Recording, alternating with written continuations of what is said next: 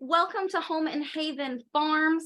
My name is Brittany, and today I thought that I would do a new style of video that I will be calling dynamic discussions, where I will be bringing on other homesteaders, other farmers, other farmsteaders, and we will be discussing all sorts of topics related to homesteading and farming. Today, I have our first guest on, and his name is Bryce Worthy, and he has his own farm and business called the Worthy FARMstead. Bryce and I met on a group on Facebook, either the off-grid group or a backyard chicken group, and we ended up getting into a discussion where we found out we had a lot of similarities in common. Bryce is also a small family farmer, but similarly to how we originally wanted to do farmers markets, he did as well, but Bryce ended up shifting gears and working his business a little bit differently. Bryce is a husband, he is a father, he is a small family farmer and entrepreneur, and we're going to go ahead and start discussing things with him now. Bryce, how are you? Good. Happy to be here. Awesome. Thank you so much for joining me and for being our first guest. No problem. I really appreciate it. It's something I've been wanting to do for a while, and I very much thank you for being the first guest speaker. I'll be a little redundant when I say that one. That's fine. Thanks. Alrighty. Well, to start things off, can you tell us a bit about your business? I kind of gave a little bit of intro, but yeah, well, can you start off by letting us know where you're located and what inspired you to start kind of doing what you're doing? And then you can let us know what you're doing and how that's shifted. Okay, well, we're in Lexington County, so Batesburg, South Carolina. We live in a very small town of about 5,000 people. It's growing exponentially, actually, so it's tripled in the past 3 years, I would say. So we started farming. I've been a commercial farmer for a lot of my life. My That's grandfather awesome. he owned hog farms, and so we got piglets shipped in, and then we raised them out, and then we sent them to butcher. So that was kind of our thing. We did own chicken houses for a while, stuff like that. Nothing in the plant realm though. So as I grew older, I definitely knew I wanted to keep farming in some capacity. Mm-hmm. It took about 15 years to get where we are now. Having a property and having like an actual setup and stuff like that. It wasn't until really I met my wife that we were able to, secure a place and start all this stuff. It's amazing what a good relationship can do. Yeah. So yeah, we moved very quickly. Like we've only known each other for 5 years, and we already have a kid and a homestead and doing the whole thing. I'm very happy for you. Thank you. So I wanted to start out as a market garden. I'm not sure if you're familiar with what that is. It's basically a style of farming that's mostly done by hand. Oh, I didn't know it was 100% or like pretty much by hand. To my understanding, a market garden was kind of similar to like a grocery store garden, for lack of a better term. Yeah. Okay. So I'm not super familiar with that term. It could be if there's one crop per bed, everything is standardized to a 30-inch bed. Because Okay. that's what all the tools are designed for, is 30 inches. A lot of people will go, if you have a little bit bigger space than what I have, you need something called a BCS, which is a walk behind tractor. It's a 2-wheel powered tractor that you flip beds with and all that. We don't have any of that. Okay. Like, so you guys are doing it all by hand, or do you have like manual tools? We have manual tools, like a really good seeder. We use a JP1, which is a Jane. Okay. We use paper pot transplanter. Okay. I've heard good things about that. I love it. I really do, especially with lettuce, because lettuce is kind of tricky with the spacing because the jang only goes up to 5 inches and you Yeah. need a 6-inch spacing. Well, I'm definitely gonna show your pictures. I have pictures for everybody that I will flash on the screen of Bryce's produce. It is looking phenomenal, which is awesome considering you said that you originally were involved with farming, but it was from more of the animal side of things. And then you and your wife eventually got into the produce. Well, so when I was a little bit younger, I wanted to go to school for botany at Clemson. Okay. I didn't end up going that route. I ended up taking a trade route instead through HVAC. Uh-huh. It was just Clemson prices or absorbent. You know, you're going to get a job as a teacher making, and you're going to be in debt to the school for the rest of your life, essentially. It's Um, yeah. yeah, so I was like, well, I'll just pick a trade that will also help me in other things. So because of it, I could build a walk-in cooler and That's what we rewire did a here washing too. machine. Yeah, rewire a washing machine to a spinner and I things like that. I saw that. I wanted to ask you that. So Bryce had sent me a bunch of pictures so that I could use them during our discussion to break up the images and everything. And you, so you repurposed. I wanted to ask you about that. Did you repurpose that washer to it basically make like a giant salad spinner? Did I understand that Yeah, right? yeah. That We was did. brilliant. I have my husband is very clever like that in different ways. And I saw that and I was very impressed. I didn't realize that people even wash their produce before selling it. Yeah, it's a pretty I wouldn't say super common thing upon market gardeners, but you basically I bought a washer for like $50 on Good deal. Craigslist. Yeah, tore it apart, and then wired up a timer switch to the spinner motor. So that's I'll basically, definitely share pictures of that. That was really cool. I was wondering what that was. And then when I looked closer, I was very impressed. Very yeah. impressed. So then you get a trash bin or something like that, something that's sterile that you can, alcohol swab Sanitize, down. clean, easy enough. Yeah, and you drill a bunch of holes in it, you insert it into where the wash basket would go, and you hit the timer for 5 minutes and it spins like crazy. That's So, awesome. It seems yeah, very, very effective and almost multi-purpose too. If you needed to rinse or wash something else that was similar. yeah. So it's very good for drying, especially leafy greens, because root crops and stuff like that don't need to be spun, but all Right. leafy greens need to be spun just to get the stuff off. That's good to It, know. it does have trouble with like lettuce heads. You Hmm. can't put a lettuce head in there because if you do, It'll it's be it's been destroyed. so fast. Well, it doesn't really destroy. It's still edible, but it smushes it a little That bit. makes sense. So you guys are selling, I guess, all individual leaves packed, and I guess, how do you package that? Or you said you sell bulk, don't you? Mm. So you guys just lay it out and maybe do layers, but that's We that's a we sell lot. in like we sell in 5-ounce bags. Oh, okay. Um, That's so convenient. yeah, so all we do is just stuff it full till it hits 5 ounces, or tie it off, and then that's a package ready to go. And then we print our label and put it on there. But other Okay. than that, but yeah, leafy greens are okay. So with market gardening, how you do it effectively, and depending on how much land you have, is you go with very short-term crops. So Short-term crops. short-term crops are key. Lettuce is 60 days. Spinach can be like 45 days. Mm, Carrots are 60 days. okay. So you do the shorter term crops, that way you get more bed flips per season. So you can reharvest off of some of it.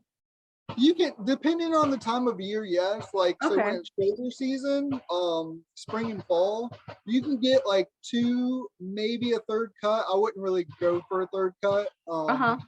unless you're doing it for yourself, like, because lettuce tends to get bitter as it heats As it up and ages. whatnot.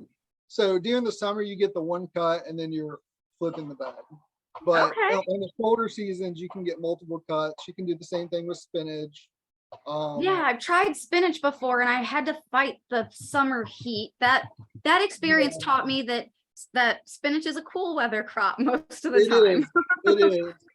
So we can't grow it here in the summer, really. Mhm. From about May to early October, we can't grow because Yeah, it's well, so hot.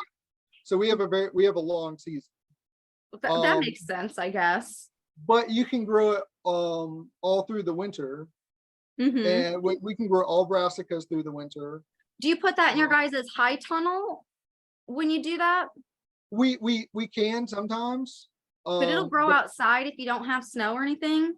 right. It snows here like maybe once every 5 years, 3 to 5 years. Okay, So we okay. don't get a lot of snow. So So we do mostly our own meat products, but we are really, really wanting to increase our veggie production. So that was another reason why I wanted to talk with you, because you are making such beautiful produce. Now you said over there you guys have more of like a sandy kind of soil. it's 100% sand. It's 100% basically sand. So you guys are we're like having to Florida. add biomass into that so that Oh, the like crazy, like crazy. I think I sent you a picture of a bunch of bags, sure. and those bags aren't trash or anything. They're actually we contact the local municipality here that does lawn pickup for yards, Oh, and nice. they come dump it here for free, That's and they're awesome. happy.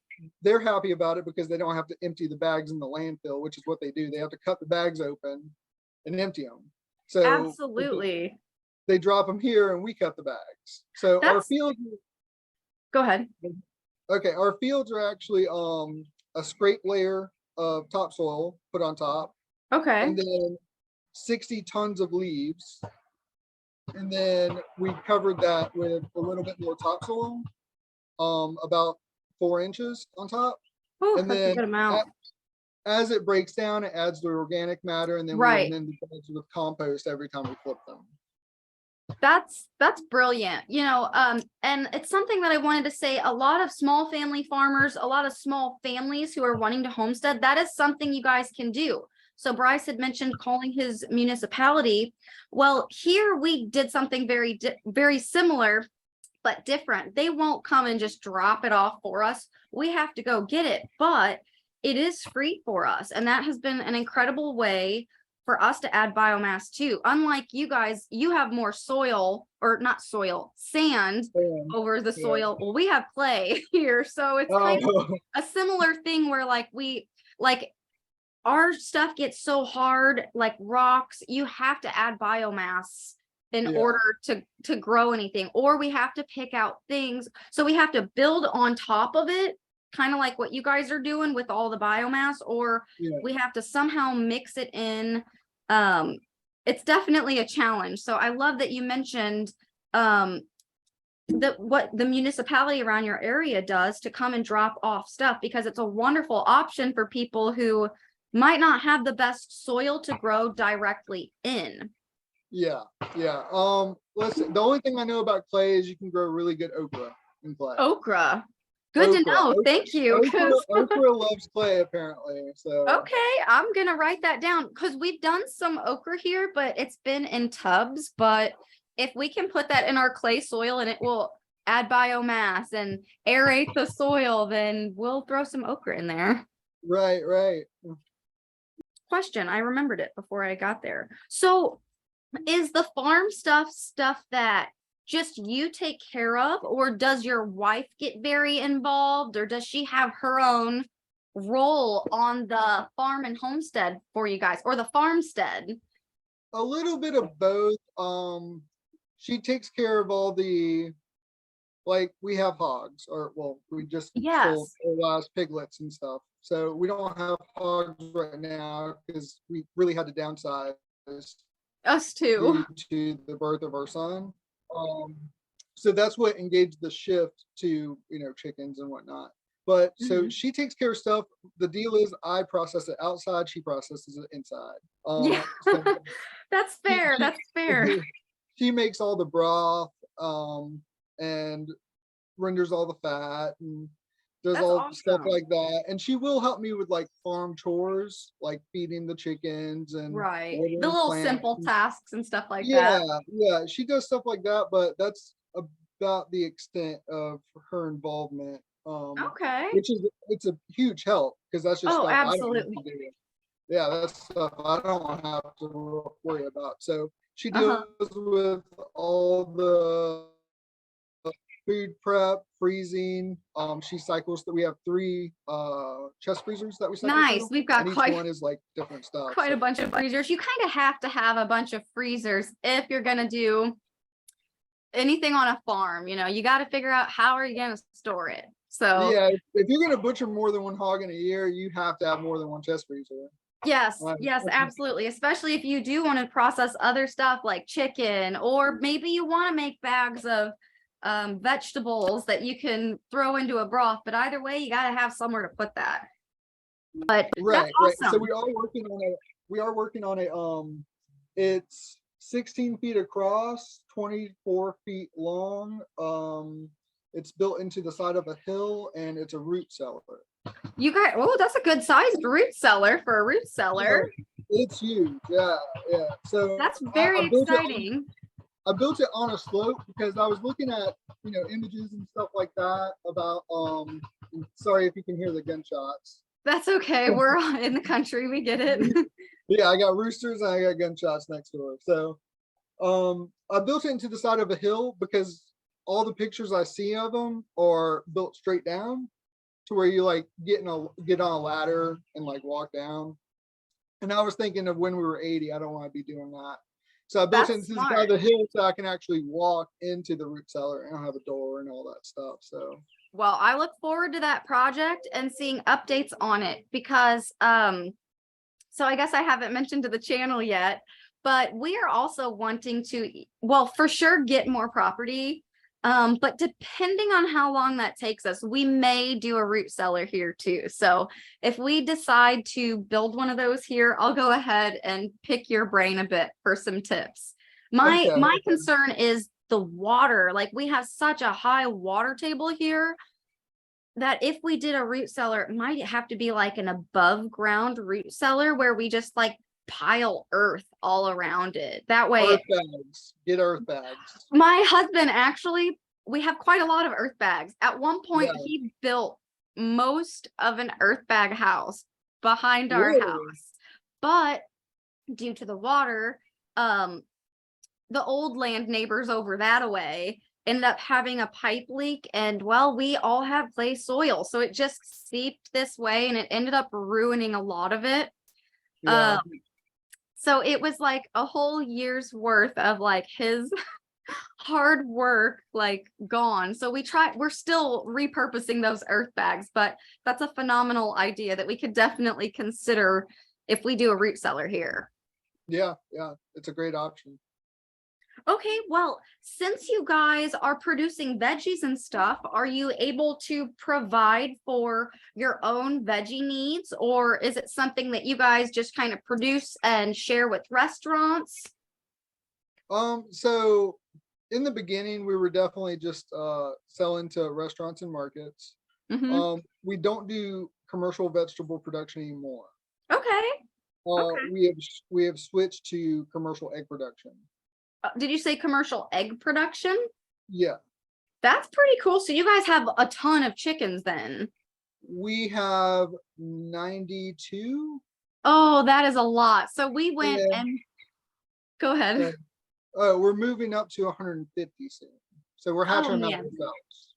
I wish you all the best of luck.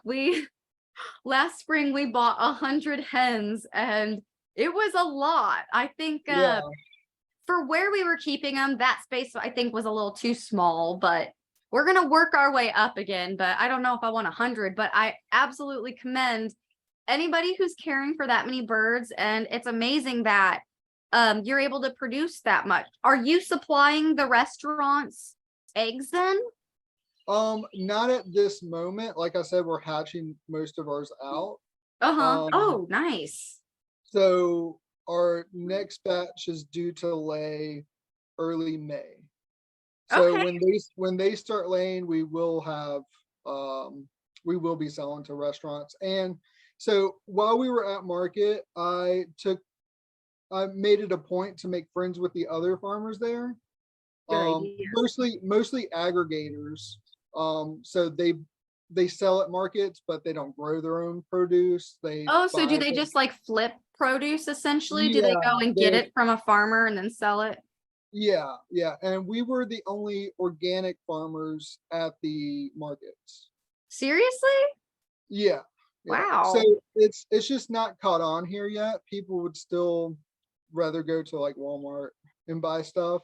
Yeah, Um, go for the cheap route versus invest a little bit yeah. extra So in the we better we do stuff. have a city about 45 minutes away, and you get a little bit more business there. So that's where we started doing the Oh, market. like for your farmer's market and stuff. Yeah, yeah. So That's there's a smart. little bit more traffic, but it is a 45-minute, drive there, and Yeah, then it get back. definitely, we can relate to that because we're out here in Baxter Springs, Kansas. For those who don't know, it's on the border of the 4 states, but we have a small town that's like 10 minutes from here and it's Right. adorable, perfect. Yeah. But then our next big city is Joplin, and that's about a half hour away. And um it basically means you have to plan everything out. You can't just head to the store and, oh no, I forgot something. Let me turn around. You can, but it really matters when it's that far away. So it kind of makes you have to get your ducks in a row and get very set up before you just head to a big town. I could Right. see how Yeah. that would be challenging. So do you guys, so you do farmers markets in your bigger city or, Yeah. In the bigger city, okay, there's no farmers market in Batesburg where I live. okay. There's not. Yeah. There's not one at all. So anyway, what we did was I made friends with those people. Yeah. So I will no longer be selling at markets like with a booth and everything. I will be Mhm. selling like eggs to restaurants and aggregators. I think So that's really cool how you yeah. can, we've had to learn to pivot here, and we were gonna do farmers markets too, but as we started looking into things, we did not really want to structure our business like that. And so we ended up doing it as a PMA, but I just thought it was brilliant how you were able to make friends, make connections, and now begin providing to all of these different restaurants. I mean, people are gonna have to eat. People will Yeah. always need to Oh, eat. yeah. So there will always be a service and need there. And I'll tell you this, like, so running the market garden, it was 85 hours a week. I'm now doing about 30 hours a week on the farm because to sell, That's a big okay, difference. it's a huge difference. I was selling lettuce in 5-ounce bags, and to package loose leaf lettuce in 5-ounce bags, and then you end up with like 500 bags.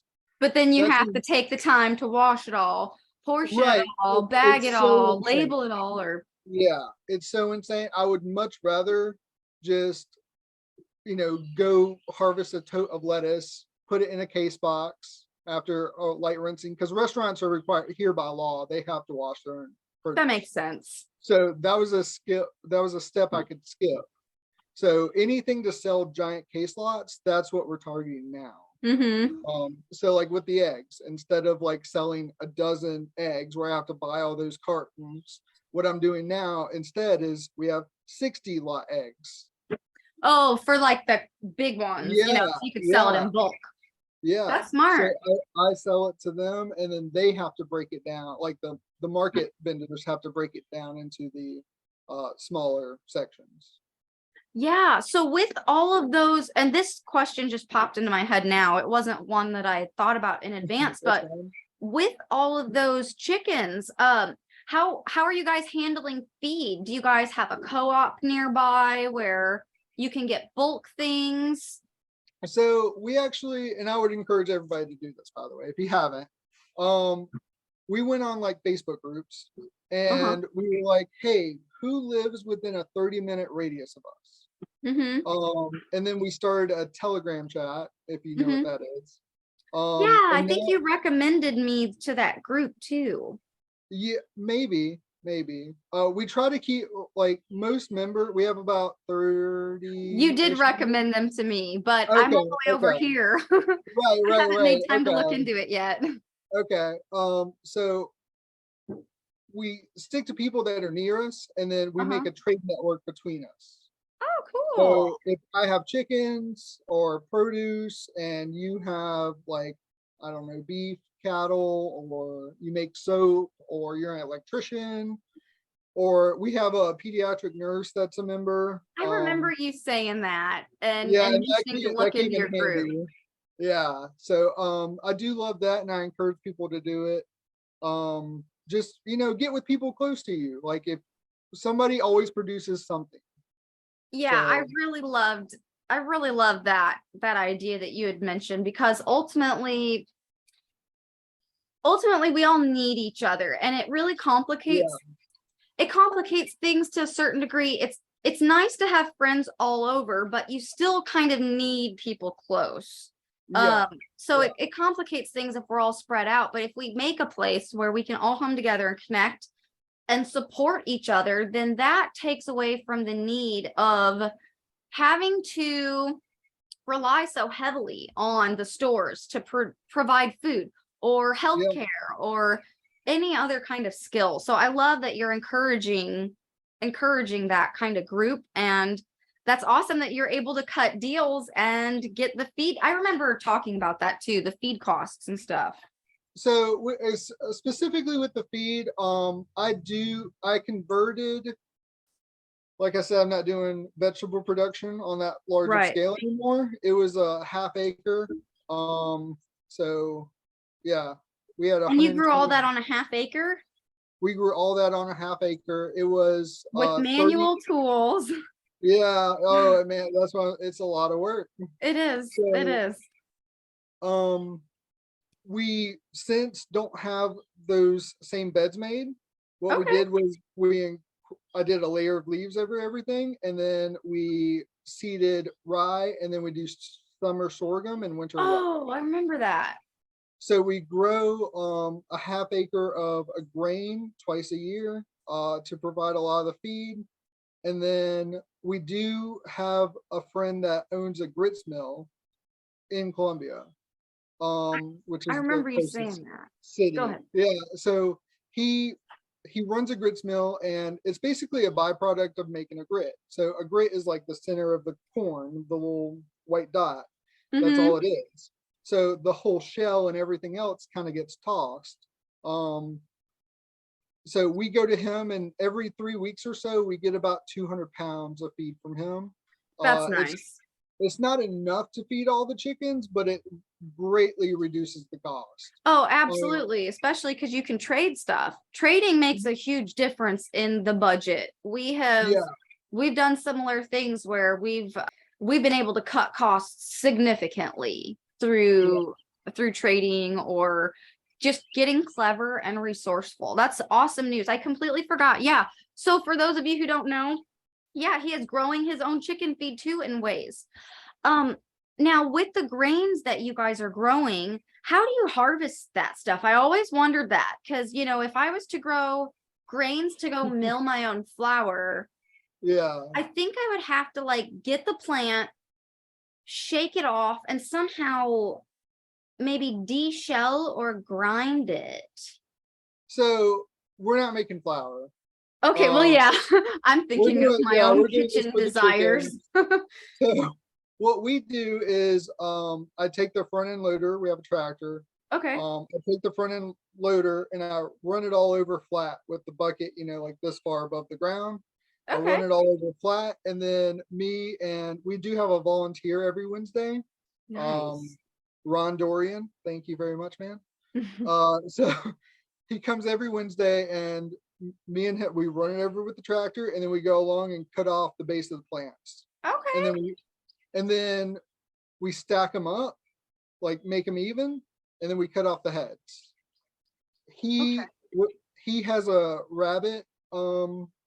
I forgot what the term is for having a bunch of rabbits. He has a bunch of rabbits. So he gets the stalks of the plants for hay. We dry it on a trampoline that I have.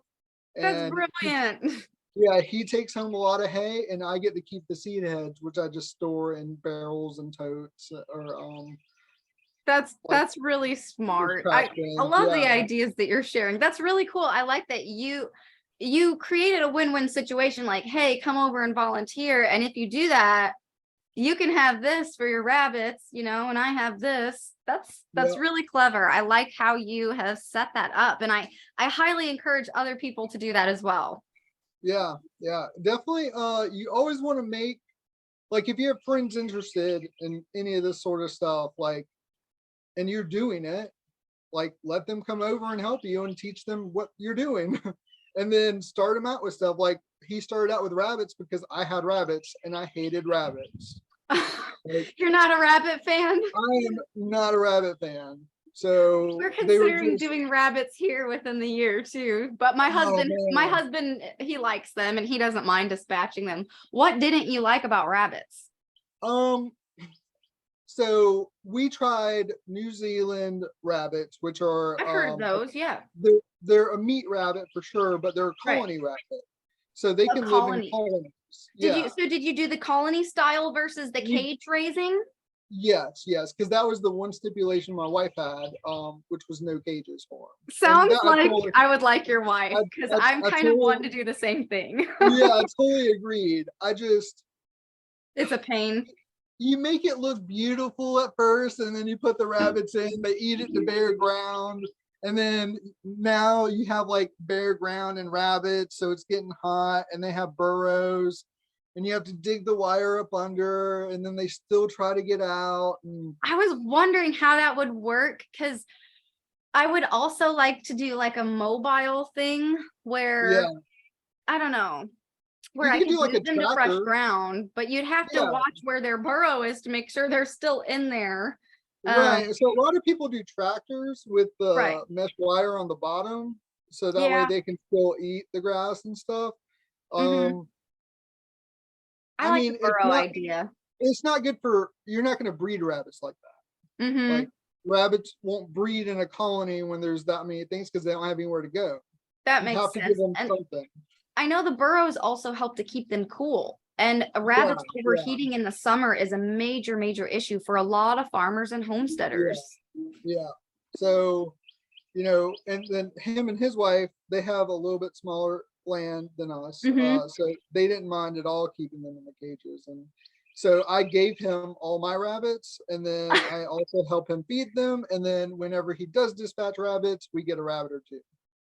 So That's it awesome works that you out. guys can tag team stuff like that and just help Yeah. one another out. We don't have a ton of local support over here. We do have some neighbors and we've started making some friends. I've only been living here, well, I guess a year and a half to 2 years now.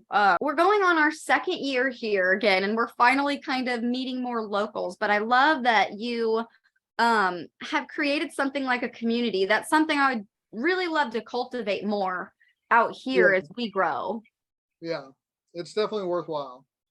Well, I love hearing what you're doing. I think it's brilliant because I think that that's what people really need.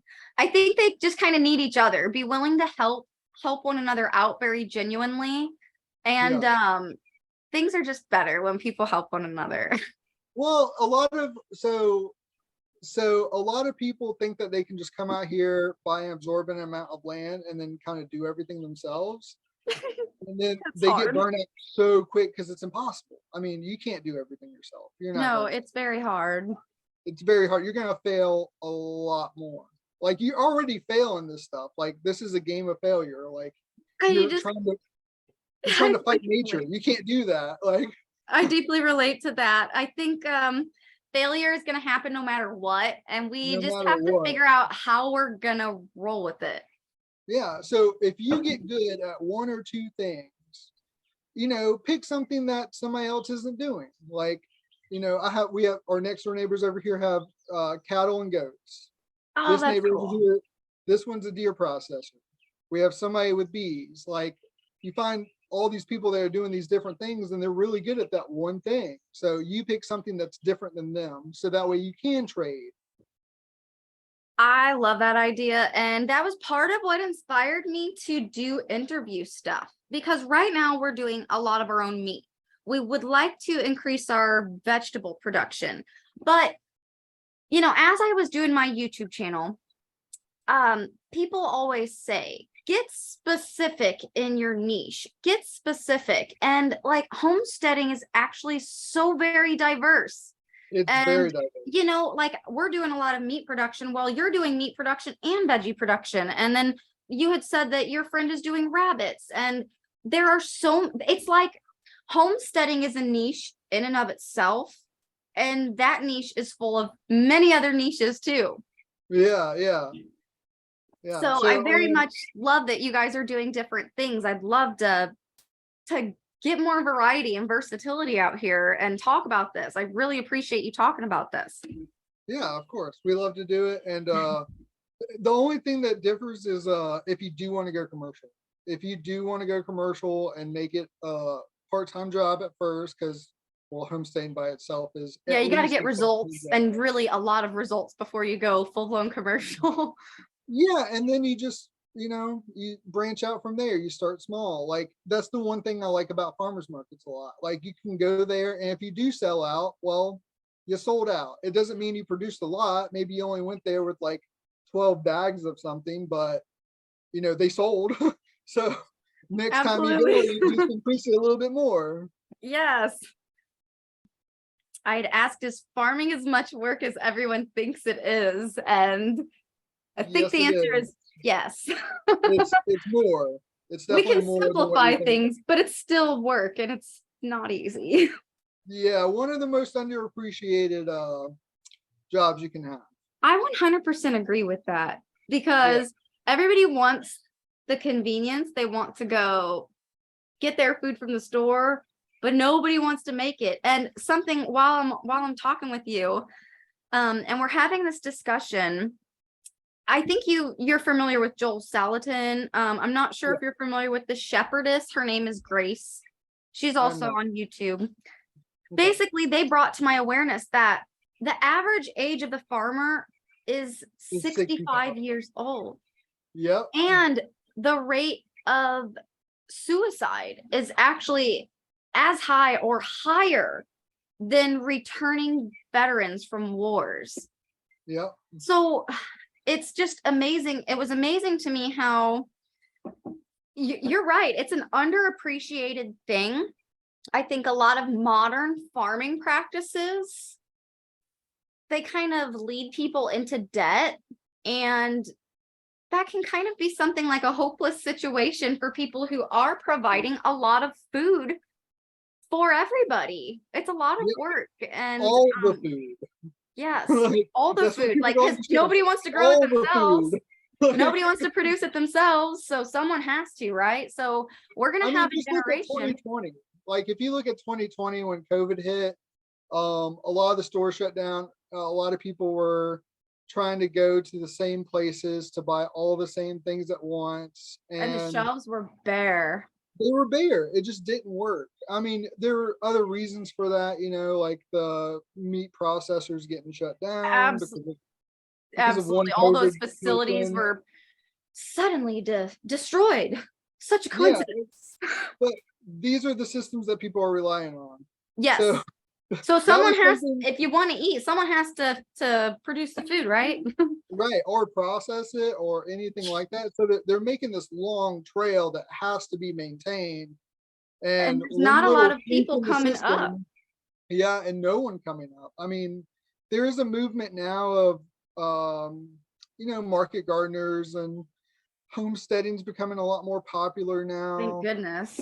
Things like that, but it's not enough. I mean, it's like here's some math. If you have 1 in every 3rd household, if they have 4 laying hens, all the neighbors, if you live in a neighborhood, all the neighbors can give you table scraps to feed the chickens. And then all you have to do in return is give them enough eggs. Like just give them eggs in return. You would wipe out an entire industry overnight if 1 in every 3 people did this. I 100% agree. And I remember that's how we got connected, is you had shared that statistic and I said the same thing. Like, it's something I'm so passionate about. Like, if everybody had chickens, we could have eggs, we could have meat, we could have a lot. You could have a lot, and no one's willing to do it. And like, even in most cities, I'm not sure where the big city around you or whatnot. Joplin, But most cities Missouri. allow you to have 4 hens, no rooster. Well, hens still produce eggs without roosters. I don't know Yeah, why. and I think that's part of what encouraged me to do this discussion with you. I want to talk about different topics like this, different methods, and people sharing their care and their willingness to do it is just the kind of stuff that's going to kind of pass a spark onto this person, pass a spark onto this person, a little inspiration here and there. And I really think that that is one way, just us having this talk and sharing it with others I think it can inspire somebody. Yeah, I hope at least one. I think so. That Yeah. used to be my goal when I first started writing. I was like, you know what? I want to write, number one, for me to express and get it out. But number two, if I can just help one person, that's enough. And that was good enough, and it ended up helping more people, and then it grew into like a YouTube channel and all sorts of stuff. Yeah, it's amazing. Things just snowball. Absolutely. That's a really good point with the snowballing. Do you have any words of encouragement for anybody who is in the dreamer phase of homesteading, farming, or farmsteading? Do you have any words of encouragement for anyone who's just starting out or desiring a lifestyle like this? Well, if you have any amount of yard, throw rye seeds out, throw lettuce seeds out. It doesn't matter. Just throw seeds out that you don't even have to plant them. Just throw them out like this and stuff will grow. And then you save seed from that. Maybe it doesn't grow. Maybe you did it at the wrong time of year. Okay, cool. Do it again. Seeds are cheap. Now you take a mental note of that didn't work in, I don't know, winter. So you do it in spring. And you just keep doing it. Keep trying new things, keep doing things, do something instead of nothing. Yeah, do something instead of nothing. Like, get your 4 chickens. There's no reason not to have 4 chickens. I totally agree. They're stupid simple to raise. Like, we don't even really use our feed for our laying hens just because they forage almost everything. It's great. We do deep litter compost with them. Oh, that's brilliant. Yeah, we stack up good garden food. We stack up leaves about this deep. They sift through and eat the bugs. We have a super bad hawk and owl problem, which I sent you a picture of the owl that got in the coop. But other than that, it's like, yeah, so you do something a little bit different because we can't really free range them. And there's gardens and stuff that we don't want them to touch. You got to do what you got to do, though. You got to do what you got to do. But the point is, do something. Do something, don't do nothing. Absolutely. Do nothing. I mean, get your 4 chickens and then go talk to your neighbors and be like, hey, egg prices are like $6 a dozen right now. Cultivate a win-win. That's smart. Yeah, cultivate a win-win. And you can do that with everything. It's like, hey, I'm going to throw these lettuce seeds down. Do you mind in your yard if I throw down corn seeds? Like, most people in their backyard that aren't using it. That's so true. They wouldn't even care. They wouldn't even care. It'd be like, I'll harvest the corn, I'll water the corn, I'll do everything. And then you get some of the corn. So just go talk to people. And like, even if you live in a suburban neighborhood, like, yeah, go find your neighbor that's down the street that's too elderly to do anything. Like, go talk to her and be like, hey, I'll maintain your yard if you let me plant in it. Those are some really great suggestions. I think a lot of people have issues connecting with others. So I really like that your suggestions were like, hey, go ask your neighbor. Hey, go ask this old person. Say no, and then they think that you're that weird person that wants to plant their yard. Yeah, what's the worst that could happen? They say no. That's what we did before we had bought this place. We were living in a suburban neighborhood. But typically what happened is you grow in one person's yard, and then they go to a neighbor that they know that said no, and then they talk about it and stuff, and they're like, oh, I got like, 5 or a bushel of corn off this guy, and like, I'm not doing anything, and look how pretty it looks. And that's next awesome. thing you know, they're coming back to you and being like, hey, you remember when you asked me this? Go ahead and do it. That's awesome. Yeah. It's very healthy. It's a win-win situation. It's a symbiotic situation where everybody benefits. Like nobody has to lose. Yeah, Like I wish people could see this. Like It is Yeah. possible. Like, not everybody's out to like hurt others. Not everybody's out to use others. Or if we are out to use one another, let's use one another for each other's benefit and growth. It doesn't have to be a bad thing. Right. Just you see a neighbor that like, or your yard's super full and you have extra fruit trees. You're like, hey, can I plant these fruit trees over here if I can come get some whenever it's done? It's like, and you get the fruit. Like, it's Absolutely. basically Often like more than living you can eat. oh yeah, far more than what you can eat, but you can feed your chickens or your pigs. Like, Oh my gosh, I was just talking to somebody in my family the other day. Maybe it was my mom, but we ended up discussing how everybody kind of ends up feeding everybody in some right. way. Everything is interconnected on a homestead, like everything. Yep. Or if the so we have a fox that lives right over there. When we have extra entrails, instead of the fox trying to break into the chicken coop, I give it all to the fox. Like I just put it right outside the den. And we had a pig head and I threw it over there and that lasted them all winter. Not one chicken got killed by a fox. And it's like, okay, well, you're doing your thing and I don't want you to bother me. So here you go. That's a really good idea. I've debated planting certain things in certain areas as like sacrifice plants for certain insects or even things to draw in wildlife. We would like to bring in more deer to our property, but our guard dogs won't allow that right now. So, Yeah. but we would like that at some point. Oh, well, I have deeply appreciated this discussion, Bryce. Thank you so much for taking time. You've been really awesome to work with, and I deeply thank you, and I deeply appreciate you for being the first guest on our Home and Haven Farms interview discussion for our dynamic discussions. Yeah. Yeah, I was super happy to be here, and I just like sharing the stuff that I failed so much at to learn. So why not cut corners, right? Yes, yeah. Well, Mm.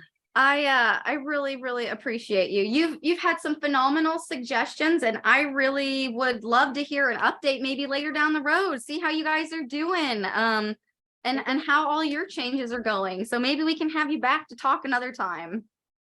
All right. Well, thank you, Bryce, so much for joining me today at Home and Haven Farms.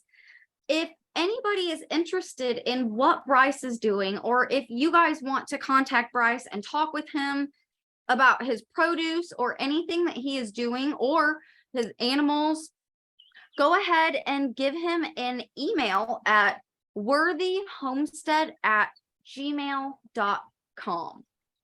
And I'll flash that on the screen as well. Thank you guys so much for joining us, and we'll see you on the next video.